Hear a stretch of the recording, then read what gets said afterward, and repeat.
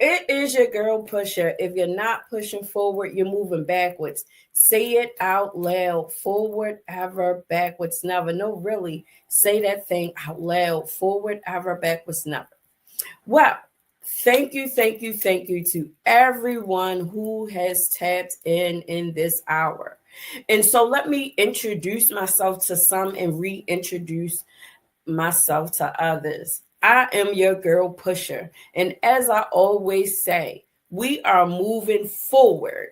The only time we are going looking backwards is for a reign of reference and or if we need to remember. That's it. That's all. Did you get your copy of It Takes One to Know One Workbook and Journal and People Pusher? I'm going to assume that you did. And because of that, get another copy for someone because I know it has blessed your whole heart. And if it has, do not gatekeep it. Get it for someone or tell someone about it so that they can tap in. I want you all to just relax, sit back, because I am going to slow down. I get so excited.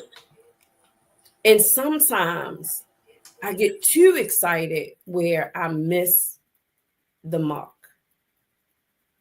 And so I am going to first let you know that today is a push for me. The pusher needed to push herself. So for those of you who do not or have not been on this journey with me, I have shared that I have been going through a physical healing as well. And one of my troubles that often happens is I get to a place where I don't really feel good and I have to push myself. And so today is one of those days where it hasn't taken a toll, but I am not at my 100%. However, I am giving my best. So I ask that you all bear with me. So for you all that who are just tapping in, sometimes my voice changes. And this is one of those moments where my voice will shift. So if you heard me last week, you're probably like, what is going on with her? I am having a moment. And because I am an advocate of healing out loud, that is what I do.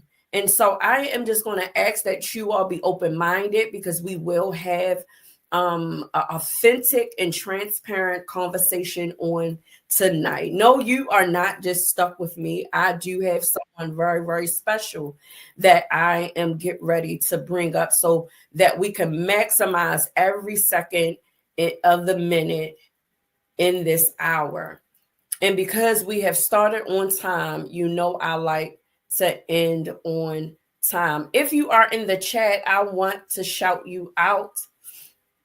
I want to remind you that this is not just about me or the men and women that comes on. This is about all of us because we have made a decision to heal out loud individually, but collectively.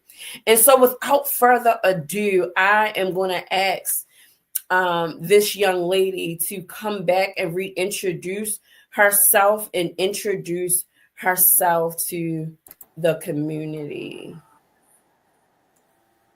Hello, community. Thank you for having me back. I am Kawana Prince, for those of you who were not with us last week. I am the CEO at Global Butterfly Effects, where we provide reading you can feel. So if you need a book, something you're looking for, want to write a book, contact us. Yes. Contact Global Butterfly Effect community. Yes. Contact. And so I'm going to put the information up so that you can do just that. One of the things in the pusher community is that we do not talk just to be talking. We want movement, activity. We're not doing this just to be doing it. And on tonight, the reason why you all see this beautiful face next to me is because there is an unfinished conversation that is imperative that we close out. And why? It's because sometimes when we are communicating, we want people to hear what we have to say. And oftentimes we walk away with just that. And we haven't given the person the opportunity to speak their piece. And one of the reasons why we flee out of conversations, difficult conversations, is because fear. Fear speaks to us in a way in which I don't want to hear your response, because if I don't like it or if it hurts me, I don't know how I will respond. That's fear.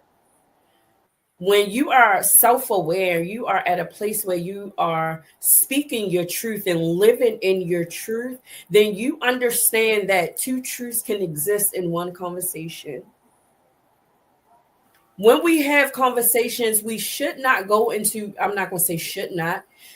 What I would say, the healthiest thing to do when you are going into a conversation is go into the conversation one with an open mind and expecting to get something out of it.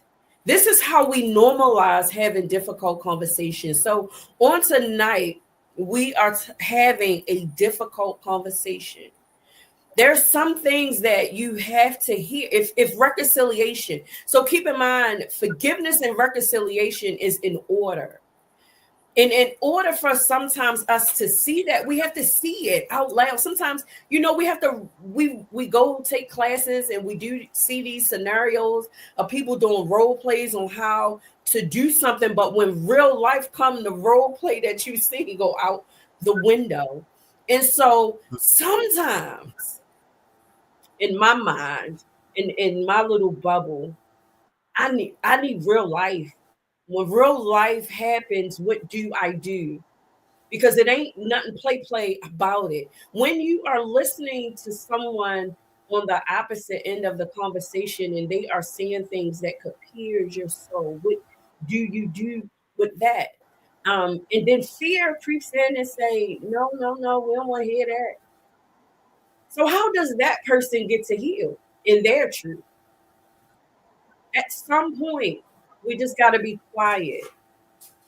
And so now this is my time to be quiet, because last week I heard something, and because I heard something, it triggered something in me. And real quickly, instead of having the conversation, I immediately made it about me. And I asked, will you forgive me? Now, I'm not saying in a moment I wasn't sincere, because I was. However, in my sincerity, I was being a bit selfish, because there was no exchange of information, even though our hearts are one and we already know. But when we are healing out loud and when we are operating in the capacity of people are watching me, there are some things we just can't leave undone, and this is one of them. And so I'm going to take this time and ask Mrs. Prince if she doesn't mind to take us back to last week. I asked the question of how were you affected by the 20? I don't know what happened.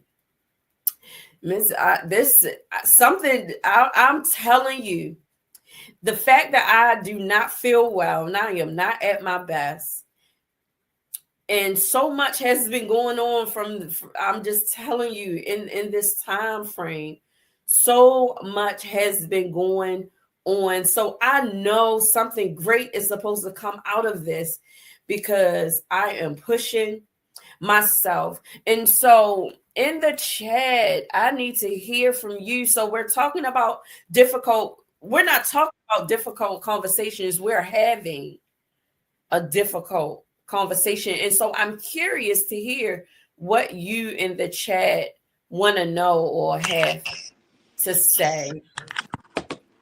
And so while you are thinking about that, I am going to repeat the question that I had for Miss Prince, and I am going to ask that you answer the question. Take us back to last week, and if you so desire, um, to answer it. And as you see, I'm trying to multitask, and it Okay. ain't happening. So All right, I got you. Can you hear me? I can hear you very Okay. well. So the question that was asked last week, you asked me to forgive you. You asked me to forgive you for the things that I went through while you were incarcerated and the whole thing that happened. And you never let me say yes or no. Maybe I didn't want to forgive you. It took me a while. It's not even a forgiving. I was angry at you. I was disappointed in you because you knew better. You knew better about hanging around people. You knew better about everything. So I was hurt, disappointed. These are the words. I wasn't angry or mad or like you offended me in any way. I was just disappointed. And after the apology and out loud and publicly, because we've already cleared all of this up, I forgive you publicly. Um, I'm proud of you. All of the things that we went through, they make us who we are today. So all of the struggles and all the hard parts, they make us who we are now. Being able to be on a line and share our personal, intimate stuff with the world, because healing is at the end of this. And like you say, we didn't gatekeep it. We sharing it with everybody. And I'm telling you, it took God to give me strength, one, to go through it and to be present in every one of those years. It took God. Um, but yeah, we're where we are now. And he couldn't have did anything different to make it any better than it is today. Wow. So I'm going to kind of put you on a spot. How do you accept someone's countering truth in a combo without rejecting your own? You want to take that? I got you. Here's an example of this, that, and we're gonna use us because that's what we're doing. So once in your incarceration, you called me. You must have been dealing with therapists and all this stuff, and you dumped on me. Oh my God. It was one of those moments where I had to clutch my pearls. She did not say this to me. You told me how people didn't do right with you, and I was included in that, and how people had favoritism and the family had their picks, and I couldn't even respond in that phone call because I was shocked to even hear those things. But she said it to the person who put the thing. This is what she felt at the time. She said what she felt, how she felt it. I didn't take it too well, but I didn't respond at all. I heard her, I listened, I felt whatever I felt. And it was maybe a couple of phone calls later when I was able to respond to that message. Um, so sometimes the hard conversations can't be had right now. And it is okay to wait. But you are waiting with the intention of, we have to have this conversation, not waiting to push it under the rug and maybe it'll go away or maybe things will change. But I think even that was a scenario where like my feelings were touched with that conversation, but it was your truth. It was your truth at that time until I had to share some light in it and your truth changed. So yeah. Can I share the whole thing? Can I share that? Yeah. Okay, Yeah. so the scenario was you called and you said, well, y'all don't love me like y'all love him, and y'all don't do this for me, and nobody's doing this for me, and y'all this, and it was bad. It was bad for me because I'm like every second I've been here. While I'm hearing this, I am hearing her truth, and in my mind I'm already counteracting with my response, but my mouth wouldn't say anything because it wasn't time. So I heard all of her truth. I took it in. She seemed like she took a deep breath because she got it out. But then later when I got to really dissect, you can take your time. And if you love somebody and the conversation is worth having, you have to have it. You can't wait. So with that conversation, I had to remind her. Everybody say today, yeah, I'm outside. Yeah, I go outside. Yeah, I'm outside. Well, Carlita was an outside person, and I wasn't. I wasn't outside. I found an inside to be at. So when she came to me with, "Oh, you don't love me like this," it was, you were outside. The love was right here. The love never left. You left. The love stayed right here and you went everywhere. So to get to a situation, we have to be honest with our whole self and see the whole view of the people that we love. It wasn't just about you, it was about all of us. It was about people extending love, but you got to be there to get it. The same love that the people walked through the door and got, it was there for you too. Nobody would have turned you away. But in the situation and time that you were in your mind, you felt like, if you want to explain how you felt, because I don't know. Well, it's no secret to those that have been with me in parts of my journey. Um, Growing up, for me, and this is just me growing up, I've the one person that has been constant and consistent, and I'm saying when bad things happen to me, the one person that with some bad things that happened to me that you know about, you were the one that really never questioned me about anything, but you always, in some kind of way, made me feel protected, made me feel like it wasn't my fault, um, gave me that security, I guess, as a young girl that I didn't know that I needed, but I got it.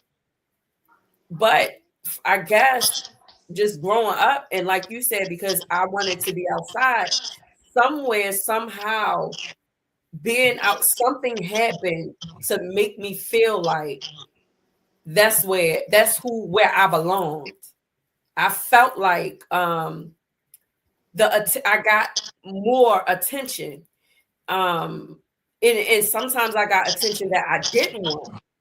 But nonetheless, I got attention. People knew my name. People were calling me. People were recognizing me. And it wasn't for good stuff. But nonetheless, they were calling my name. And so I was drawn to that. And then I created an image that I knew was false at a young age. That's the thing. I always knew that I was special. I always knew that I was different. But knowing that you're different and knowing that you're special and don't know what to do with it, it could drive you. Well, let me speak for myself. It drove me in a different direction. I didn't understand it. I could see things, I could hear things. Who do you talk to though? Because the people around you, especially when you are a kid, as long as you saying praise the Lord and hallelujah, you are good. And you say your praise and you say your prayers, you better not answer that phone and not say praise the Lord. I'm telling you now. You are in good standing. But no one literally ever told me when I was young that I was special. But the one person that made me feel like I was special was you. And the person that always told me I was special was my twin. But for whatever reason, I didn't know what to do with that because I had no education. I had no drive. What I learned to do with it was toxic because I still was who I was. I just did the opposite of but I still people. I still was around people. I still found a way to lead people. Because your gifts are in you, they're born in you, they're nurtured or damaged by you and what we do. And before we get a connection, a personal connection with God on our own, we just kind of out there, and we just kind of out there with all of this stuff. And we, like you say, it's something, but I don't understand what this is. And then once we do get the connection with our creator, and he kind of guides us and leads us to what we're doing. So you basically are the same exact person, The same person. It just is just packaged different, and it sits in different arenas. Because the people have always been, even if you push them to something bad, you will always pushing people. But I always want to say this to the people who are outside these days, because I don't know outside too well nowadays, But if you outside, the love is in the house. Go home. Go in the house to receive those hugs that you think nobody want to give you. They waiting for you. On the other side of the door, they waiting for you to come from outside. Because the love is there. You don't know how many prayers been prayed for you when you weren't around. Because you weren't around, you probably got more than anybody else. So the people that's outside and they thinking outside is that, it's not. You always gonna have to come in and sit down at some point. So now if you watching or you know somebody that's outside, tell them come on in and give them a hug. Hug them and let them know, because she told me she didn't feel worthy or wanted. That's what I heard, my reflective listening. And what was happening on the other side of the door to make that not happen. So on the other side of the door, we got to get better. We got to get better at home, in the core of us and our foundation, and make sure that none of us leave home to go outside for any reason without knowing that we have that security and that love and that protection. And so that is on point. But so I have to go back again. What I realized today is, although you were a representation of a nurturer for me growing up, and someone who, when I was hurt, who consoled me when I got in trouble, who didn't chastise me, but let me know, held me accountable. The thing with me is the reality is you're not my mother. And as much as growing up, I depended on your love.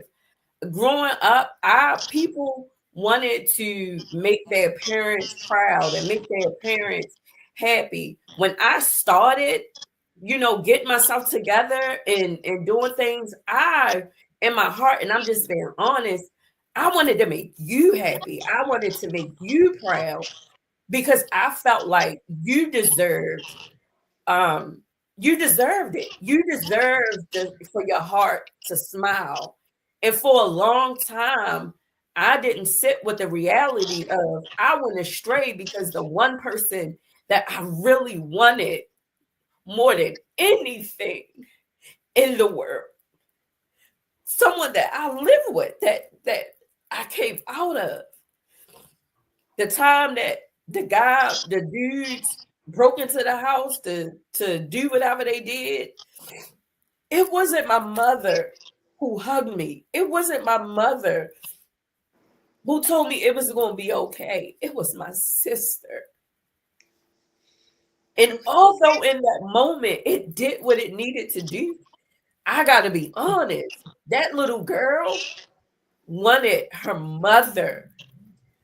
And I'm not blaming my mother, because as a woman now, I take full responsibility. So let me do this. Even in scenarios like that, our mother was working. She had to work so that we didn't know we was poor. So that we thought we had something. We had a house and we had food. And even being young, I had to stay home and watch all. I would kind of feel some kind of way. But as an adult, I get it. I get it. We don't make what a child would think is the right decisions at this time. But when that child grow up, that child should understand you got to do what you have to do while you're doing it. And we had a young mother. She was young and working her butt off so that we could have some things that some people didn't have. And so we had the family. I was next. I was the eldest, and I did what the eldest do. Because she was working and I was there, I did what I was supposed to do. And in families that are structured right, that's usually how it works, because the parents work. They are responsible for certain things. And then certain things might be handed down to the next in line. But all of us have to do our part to make a family unit work. Right. But growing up as children, you don't see that. You don't understand that. You don't Yeah, know that. you You don't you gotta don't go you don't through. care as You a don't kid, care, right? You don't care as long as it's getting done. As long as it's getting done, you good. right? You ain't thinking about that. That's Right, why I say these kind of conversations as you get older and you begin to kind of understand, you have to be able to first take accountability. right. You got to be able to get to a place before you can even have a difficult conversation. Let me slow down and read this. That's good. When I finally started working hard, for me, life became easier. I want to make people I love proud and make them love me even more. Now I love me, and they can accept me or not. That's Okay, powerful. there it is. And that's true because most people, like in my, like for me, most people they only know how I left. They don't know who I am now. You came back. Okay, so here's the scenario, and I just was telling somebody this by being on the show last week. I said, Lord, I just came out the cave, and then let me explain what that is. So once upon a time when all these things were first happening, and that's when those years are the years where I was giving my life to Christ, where I was changing and I was getting to figure out who I am. And I did a lot of things in the church, and I preached all over the place, and I spoke at different things. And to hear the people say, good job, you did this, you blessed me and all that, and you trying to not get, this is all God, this ain't me, this ain't none of me, and trying to maintain that it's not mine, that this is God's. So I did that for a long time and had that battle. Some people get the big head and think it's them. Well, one season I felt like I was getting something. This is the no. So I backed away, and then I ended up in the cave. And in the cave experience, it was just me and God. No church, no people, nobody interfering. He had to teach me. He had to feed me. He did everything. And then I liked being in the cave. I liked it. He told me who I was. He showed me without the help of other people telling me what they see and what they think and what they feel. It was just me and him. And so coming out meaning coming to show people what me and God been working on in this cave. That's how it feels. You are invincible when you figure out who you are. There is no stopping you. It's like you get the Midas touch. Everything you touch turn to gold when you know who you are. But Miss Fitzgerald, a part of that conversation that we can cut off is they can take it or leave it. That's not love. That's if you come in with that, you bring in a bag with you. So I'm out of the cave. This is me. I know me now, and that's it. That is it. And it should be no buts. And you gotta, or you get a choice. You'll know who, if they don't accept it, they either gonna start being a hater or a participator. But you'll see. And you'll get to move without even saying those parts. Those little things on the side, those little negative hits that we bring into our conversations, we bring them in. We start with them. We can lead those off. You are amazing. You know who you are. Walk in that. Period. With a T, like my husband say. Period. Period. Yeah, and it ain't even, we're not even thinking about what people thinking about. That's the issue. That was the issue in our conversation, because you said when people call my name out there, people did. Let me say this. This is a fun fact for the pusher community. When we are all at home in a gathering, nobody listens to Carlita. When everybody is in a group, she'll start talking, and somebody will always cut her off. That is an on-running joke. But the thing that I wanted to say was, when we are listening for our name and looking for us, don't even look. Just be. Just be. It don't matter who come, who call, who don't, who show up, who do it for you. Just be. It's an amazing life. It's a free life. This, we talk about freedom. It's freedom when you just, and it ain't like, it's like I don't care. I don't, because it's irrelevant. The things that people think. My pastor used to say, don't let people rent that space in your head. And I used to do it all the time. They used to have condos in my head all day long. I'm thinking about what they thinking about and who they saying, whatever. When you cut that out of your life, you are the freest person in the world. And the times you need to communicate with people and see what they had these difficult conversations, do them with intent and on purpose. Stop trying to make me talk the whole time. Now y'all know why she is the pusher. The cat is out the bed. So Okay, I wanted to talk to the chat. They had stuff to say that we couldn't see last week. I do you want me to go back to the chat from last week? Or no, whoever's here now, or however you want to do it. This is your show. I'm just a guest. How do you accept someone's countering truth in a combo without rejecting your own? Somebody's countering truth. Well, we can both have our truths. You're on one side of the coin, I'm on one. That both sides are absolutely there. We both see both sides, but we still have two sides. We same coin. If we stay that love piece, if we keep the love part in the center of everything, there is nothing that we can't get through. No hard conversation we can't have if we know love. Here's an example. Me and my husband, we would have an argument. Knock down, drag out. Oh my God, he see his way, I see my way, and nobody's going to tell us otherwise. Maybe 15 minutes later, you hungry? Yeah. What you want to eat? Because we understand I'm going to love you after this conversation. I'm going to love you whether we come to a resolve today. I'm going to love you while it hurt what you said. I'm going to love you while I'm healing. But we know and we guaranteed at the end of the day that we're going to love each other. And that right there has a big part to do about having these hard conversations. Sometimes we scared to have a conversation with somebody because they don't love us like we think they do. Right. And we don't, and sometimes we think we might have to hear that. And that hurts. So can we go back a little bit so that maybe we are moving a little too fast, because we are having a difficult conversation. This is not made up. This is real life. Real life. This is real life.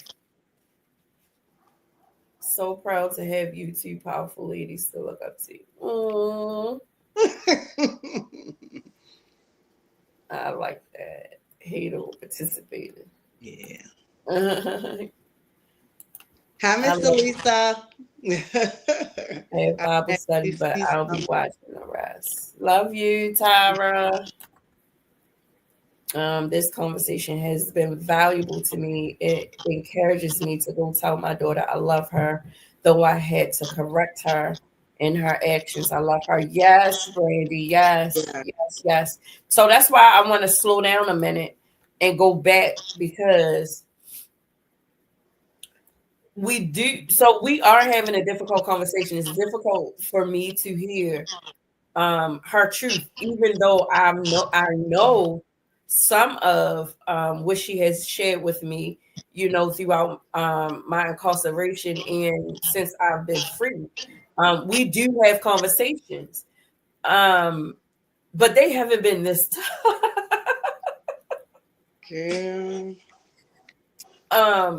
So it's important for you to understand that the exchange that we are having is authentic and it is real. True. So let's go back. Let's go back. I did ask you, would you forgive me? Because I heard something from you, how you were affected. I heard the behavior that came with how you were affected for the first time. And because how it made me feel, I retreated to, oh no, I gotta immediately fix this and make it right. I made it about me in that moment. And so it's important to me and those that are watching that they see a natural exchange. I could have called her, I could have told her, over the phone, but I chose not to because it didn't happen over the phone. Right. And because it didn't happen over the phone, that's why we're doing it now. So it's important to stop here. I repeated it several times. So this now is, we want to hear from you as it relates to, do you forgive me? Yes, I absolutely forgive you. I forgave you. Um, it wasn't an offense towards me at all, so I didn't kind of take it personal like that. Like I'm telling you, disappointment. I forgive you since that's being asked, and I'm saying it's easy to do because you are becoming everything that I saw you were, that made me upset or disappointed. You have become that. So that's like an apology with life, like with my whole life. I want to show you that I was worth all of that pain. That see, I can be everything that I'm supposed to, everything that I've been called to be, and being able to experience this part makes all that other stuff so worth it. While I was going through it, nope. Would I want to do it again? I wouldn't want to, but that's the way that God chose to do it. So if I had to do it again to get this result that we doing today, I would do it all over again. I would start right now. Bless your whole heart. Mm-hmm. Good thing, Lord, we ain't got to do that all over again. I But ain't you going get the back. gist, because I ain't going back. You get the gist of the thing. I'm gonna tell you what. In the honest conversation, I have been incarcerated in some form every day. Every day that you guys have been in prison. The best part about it, I keep saying love. People say, "Oh, love, it ain't all that." It is. It is the thing that can heal anything. I'm gonna tell you, you separated from me for 22 years, and you have not missed a beat. That's love. We have been together through everything. Just because your location was different didn't mean that how we share with each other had to change. And I think that being involved made it so much easier. It made it so much easier. So if somebody has somebody that's incarcerated and you're not involved with, if you love them, just show up sometimes. Just answer the call sometimes. Send a letter. People don't even do that no more. Write a letter. That will blow that person's mind. Wow. Because it's hard on both sides. It's hard on both sides of the wall. It definitely is. And I've learned, I'm fortunate because I've learned um, in the middle of my incarceration that it wasn't just me in prison. And I believe that last difficult conversation we had, it was in 2018, and they didn't give me parole. Mm-hmm. And that's when I just let it rip. And then when you, Oh, I didn't even do your real response. My first response. yeah, My first. Oh my God. Okay, so you took me way back to that conversation because the yeah, first thing because upset because you didn't get the parole, first of all, and then you gave it all to me. Now my first thing that I took in was all that feelings that I was feeling. How could she say that? How could she do this? But the thing that I had to say and what I did was, girl, we've been praying. You've been doing all this fasting and studying and asking God, and He's been telling us. And now that it's time to get in the game and step on your faith, you flaking out. Oh, that's what she got. But it was much worse than that. It was much worse than that. I was If about you to don't say, get to be in the getting ready for battle, and it's time to put your uniform on and stand and say the Lord and His might has done it, and then you under a rock somewhere. I was like, girl, you better get up and look at you pushing people now in the so proper direction. can you share how to get the lines of communication open when the other person refuses to have a difficult conversation? Now, understand this. I'm going first. And then Go you go. first. Understand this. It takes two to have a difficult conversation. And understand, just because me and Mrs. Prince is having a difficult conversation does not mean I'm going to go down the line and have difficult conversations with certain people. You have to be healed. You have to come to a place where you are self-aware, where you have some emotional intelligence, where you are at a place where you are accountable for what you think, feel, and or believe. It is not the other person. And remember, Mrs. Prince said, when you go into a conversation, you have to go into the conversation with love and in love.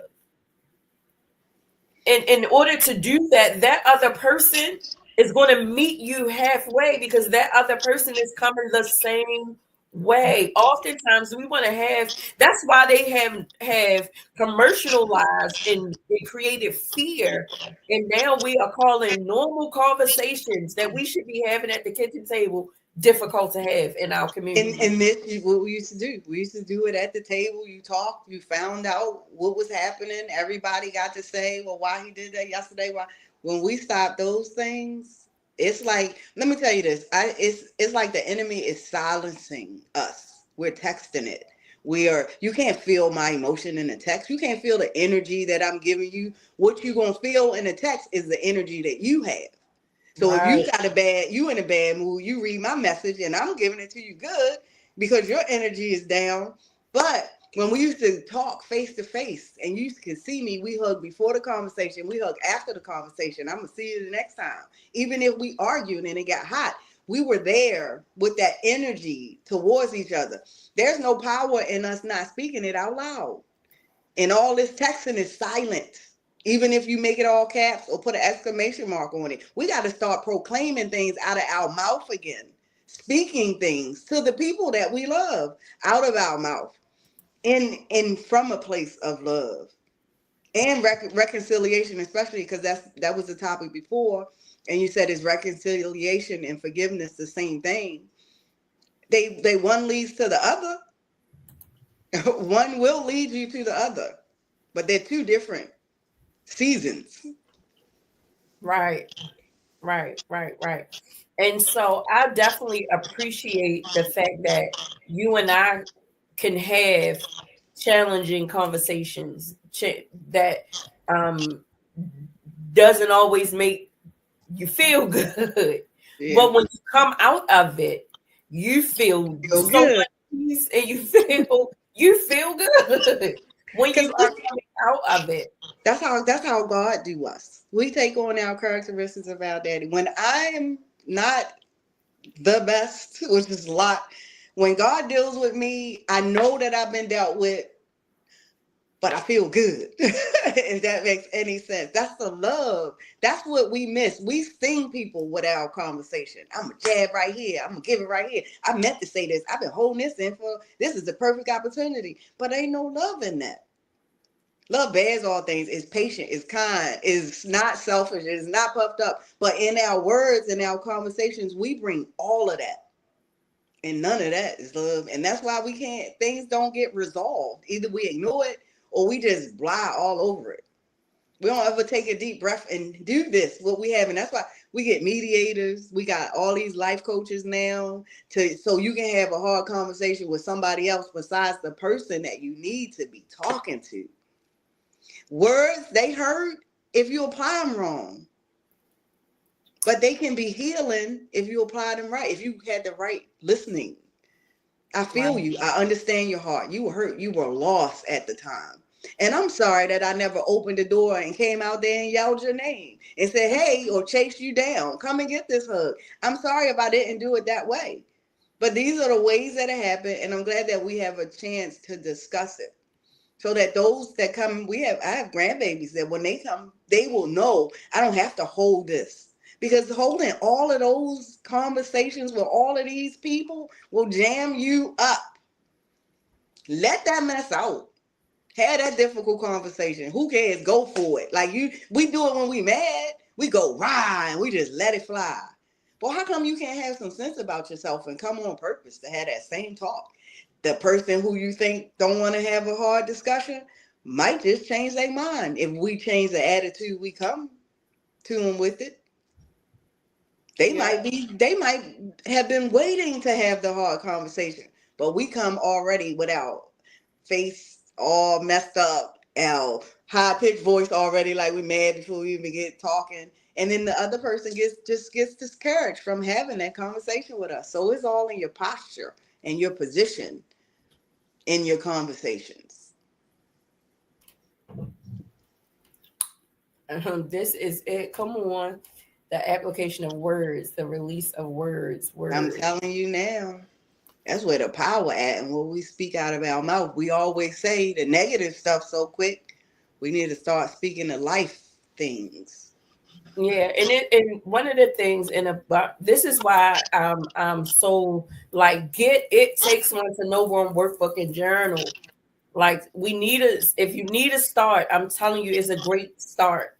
Because it's between. Yes. Well, I ain't in your business. You'll be a little bit in my business because I expose my business to help you deal with the things that that blame, shame, and guilt attends to control and suffocate those things that the world calls skeletons in your closet. Those things. We still got that? People Some still people got do. skeletons? But some people do, believe it or not. Well, now they might have upgraded. They might got mummies. I don't know if it is age or just life experience. At some point in the game, somebody said it, I am who I am. You realize who you are in the whole scheme of this whole thing. And when you realize that, there's nothing you can't. I mean, it's okay. So people are trying to be everybody else. I want to be like Mike. I want to be like Big Meech, Larry Hoover. I want to be all these people. But when you find out who you are, you might just like yourself and want to be like you. And when you find yourself at peace with yourself, there's nothing difficult outsourced from inside of you. Nothing. But you have to get to that point where you are okay with yourself. And that takes some work and some experience and some pain and some hurt and some lessons. But we can get there if we're looking for it. No doubt, because we're there. Amen. And guess what? If I can do it, anybody can. No doubt. Because I mess it up 10 times before I get it right. And God's grace and his mercy keeps covering me and giving me an opportunity to learn some more and keep going. Right. Today was one of them days that made me realize, because I don't feel good and I'm not my 100% best. And when I get like that, I want to shrink back and I want to be to myself, because I'm learning that I had to find a new normal. Mm-hmm. And it's frustrating sometimes in finding a new normal when you're trying to find a new normal, if that makes sense. With adjusting, coming home from prison and just straight coming out grinding. Right. Focused, locked in. And you tend to forget that this is new to you. You're making it. I know it look easy, but you got to slow down so that you won't miss the mark. Because sometimes we can just go, and we can miss opportunities to have like this. Right. And I guess this is God's way of allowing me to do what I need to do, that my heart longs to do, but for whatever reason, I gotta do it out loud. You can do it out loud, girl. It just we have 10 more minutes, maybe. I have a question about last week. We had a difficult topic and you kind of brushed right past it, like snuck it in, talked about it, and left. I like to talk about it. It's a difficult conversation. And I think that the listeners, I mean, you can't get more difficult what I'm about to say. So last week, well, when I told you about my sexuality, she said, blah, blah, blah. Pause. Let's park there. You ran through that thing like you didn't even say it. I had to hear it again to say, wait a minute. And she didn't let me say a word. Let's talk about, is that a difficult conversation for you? Yes. Okay. And it It is a difficult conversation for me as well, because people do ask. You never to yourself, you are not an island. You are always connected to somebody. And people do ask. So at one time I asked, no, I didn't even ask. Somebody said something and you had a response about your sexuality. And I don't know if you remember it or whatever, but I tell us. Like, you told me and you thought I would be whatever and I wasn't, but some people are. Some people have things as your sister. I want to know, what is that like? How do um you how do you maneuver with all the extras? um it's not as intense as it was before, because I'm healing in that area of being. I went through so much in the church as it relates to it. Now, as a little girl, you think that that's what kids are supposed to be doing, hopping on dolls, playing teacups with the girls, and you humping with the girls and all of that. You don't think nothing is wrong with you. But then when you become a teenager and you don't see people doing it as often, but you find yourself indulging, you begin to think that something is wrong with you, and you don't know how to ask questions because we didn't talk about these things growing up. It wasn't a subject, and I wasn't exposed to it. So I really didn't know how or why. So I hid it for a long time. And I hid it with my personality. And I manipulated situations so that I can hide it. And then when I got incarceration, it wasn't no hiding, because it was like Mm-hmm. everybody is just looking around or whatever. But even in that, in my movement, when it came to that, I was strategic, because I always lived my life wanting people to accept me. And it just so happened that I only gravitated towards the kind of people that accepted me if I became what they wanted me to be. I gravitated towards that. And so going to church, and a lot of people don't really listen to me when I tell them I grew up in church. People don't accept that, and they don't. And I'm like, We did. Praise the Lord when you answer the phone. I used to yeah. take the Jesus mobile to the club. People didn't. So I stopped trying to convince them that I grew up in church, and let them shape and mold me and cultivate me and teach me and do all these things. But then it came a time where they literally said, well, you can't do this. And so because of that, I hid it for a long time. But I wasn't indulging in relationships, but in my deep down, I knew what however you want to call it, I knew what I wanted. I knew where I wanted companionship from.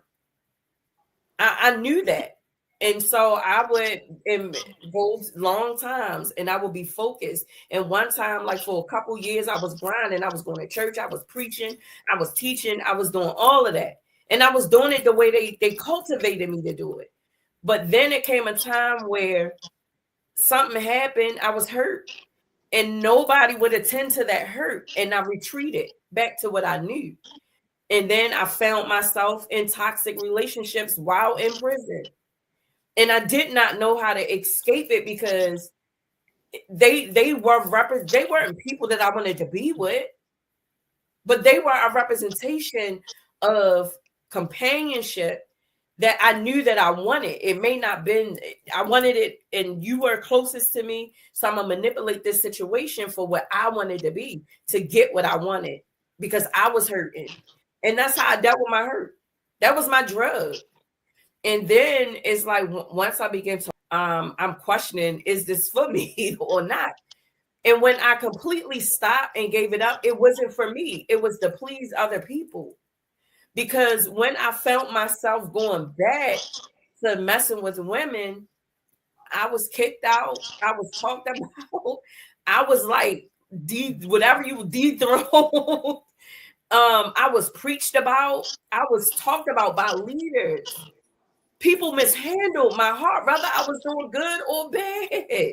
So why not just do the bad because I feel protected over here? Because even when I do good, it's not enough. And so it wasn't that I ever been ashamed of my sexuality. I think my sexuality, I weaponized it. I used it against my own self. But now today it's hurtful that I do have people that I really love that won't accept that part that comes with me. And they don't even allow themselves to see God in me because that is a part of me. And I'm not saying today or tomorrow I can wake up and if God tells me today or tomorrow, girl, go. Guess what's going to happen? I am going. I am not closed off. I have these kind of difficult conversations with my companion. Most people have an idea when they see two women together, they just have an idea of what they think, but they really don't know unless they sit down and have a conversation with me. But today, as the woman that I am, I love who I love respectfully. And I'm not intentionally disrespecting anyone. But if I am going to heal out loud, whatever it is that I am doing, consciously doing, it has to be out loud. I cannot hide and I cannot deny my life and the choices that I'm making if I am encouraging people to heal out loud. And so today, that part of me is still healing. It is still healing. It's still hurt in there that I'm still dealing with because these were some special people in my life. Even family, learning that some people don't accept it, don't want to have a conversation with me, don't want me to come around. It's okay because that and it's no love lost, but it hurts because you're missing out. You're focused on the wrong thing. And I can say that because I was focused on the wrong thing. I thought I had to be a certain type of way. I thought I had to do it a certain type of way for God to come see about me. But when I learned that he knows all and he see all and I can't hide anyway, what is the point? And so I dare not live in secret. And so that is why I celebrate. I don't flaunt my relationship, but I celebrate not just the relationship, but the person. Why? Because she's growing and she's learning. We're focused on the wrong thing. On the wrong thing. And now that I'm focused and I got it gathered, it is nothing that no one can say to me or tell me for me not to know that God loves me in spite of me. And that's what enables me to walk with my head held high. It's not being arrogant. I'm just for sure and for certain that in spite of me, grace, every day that I wake up, grace and mercy follows me. That's why it was important for me to tell you and not just to get, I wasn't seeking validation, but I was seeking your respect. And I was seeking, will you still love me and in spite of me? That's for everybody that I've sat down and had a conversation with that was like, girl, so, okay, that's the bombshell. But can I tell you something? We got like 1 more minute to, let me tell you this. Before, if you would have told me things like this 10, 15 years ago, I was a whole different person. I was that program one. Oh, no. Oh, girl, you can't. No, I was that person. It's wrong. No. But after I lived a little, like I tell you, experience, I had the opportunity to move to Atlanta. Oh my goodness. They say that's the mecca of people like this. And I met the most amazing people that I would have never even attempted to get to know because it was like a stigma, because that's what church do. No, we don't know. God had to tell it to me like this. If you take somebody drinking, you take two people, you let one drink a glass of wine. God, is this sin? God might say, no, this is not sin to you. Whatever. You give another person the same glass of wine, God, is this sin? And God might say, yes, this is sin. Why is it sin for this person, not this person? It's sin for this person because this person is addicted to it. This person has taken me from being first and putting this thing from being first. That is sin. So no matter what we do, a drink, a person, anything, we all had to come to a place where there's some healing.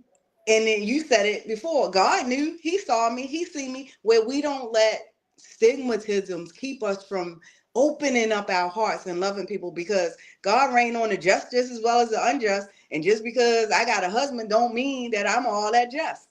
So I think we need to look at people and not look at situations or relationships.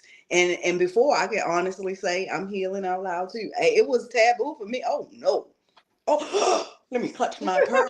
No, you did not tell me that. But by the time you came around and told me that, and I heard a whole bunch of other stuff, it was like, okay, all right, God. Whatever you gonna do with this, do it. And let's just keep the love rolling.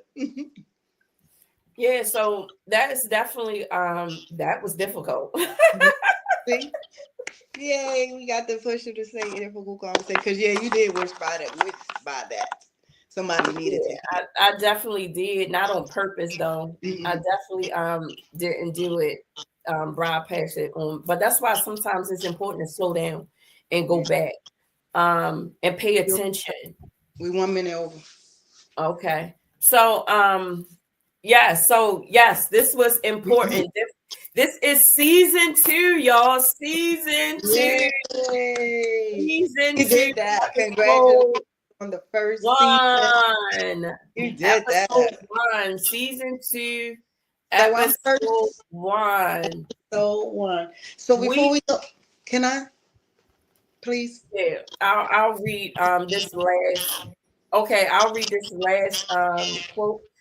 We are all in different stages in our walks with God. We all have different convictions. You're right, Carlita. We're focusing on the wrong things. Just focus on your personal walk. Amen. Indeed, indeed, indeed, indeed, indeed. You definitely have to shout out to Elder Denise. I did not know she was in the building, but this is Right. another young woman who has taught me unconditional love indeed. So as we close out, what would you like to say? Well, I would like to say, last week we talked about the butterfly effect, and we talked about how it's just love. It's just applying love. And after the show, we realized that none of your village was on the show. You were looking for them and nobody was there. But what the amazing thing was, while we were talking about what the butterfly effect was, they were doing it. They were doing it. Somebody in my village has a pain, and all of the good blood rushes to the pain so the healing can begin. So while we were talking about, they were in action. I just thank God for the village that you do have, and I thank Him for the village that I do have. And if everybody who comes on can see, when villages come together, we make community.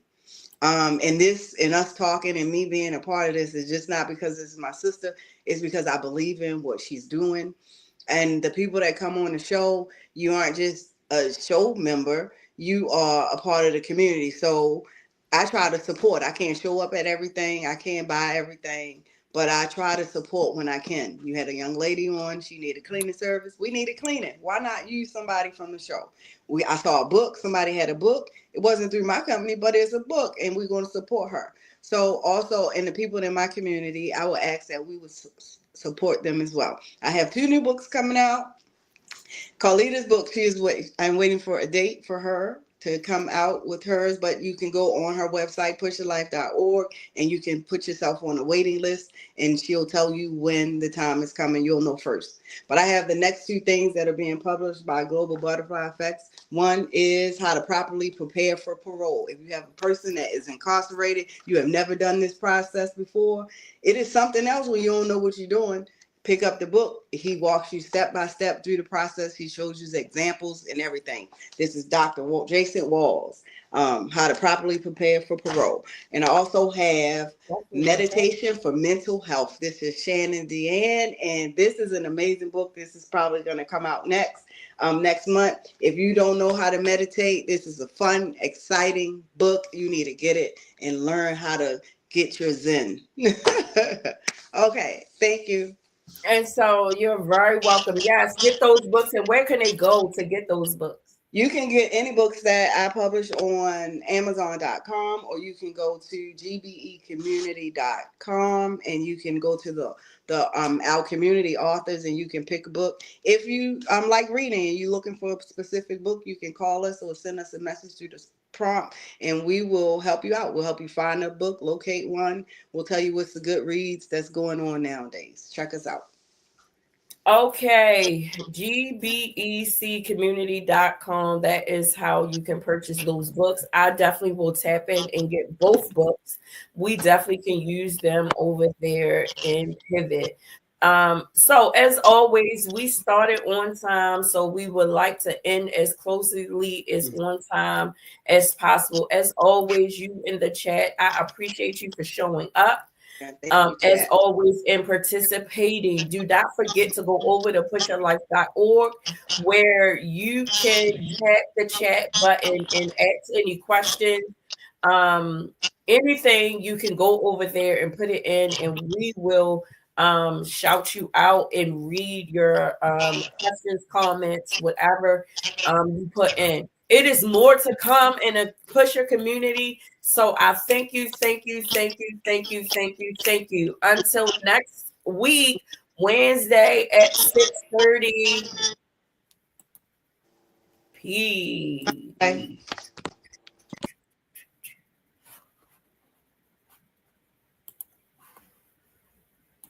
It is your girl Pusher. If you're not pushing forward, you're moving backwards. Say it out loud. Forward ever, backwards never. No, really say that thing out loud. Forward ever, backwards never. Have you gotten your copy of It Takes One to Know One workbook and journal and people pusher? No, then travel over to pusherlife.org, go to the author's page, and you will find It Takes One to Know One and People Pusher. Come tap in.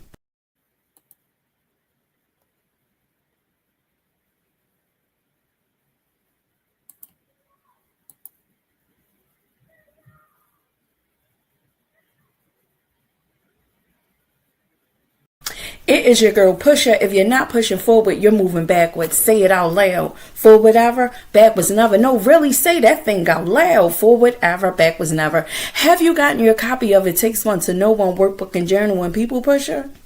No, then travel over to pusherlife.org, go to the author's page, and you will find It Takes One to Know One and People Pusher. Come tap in.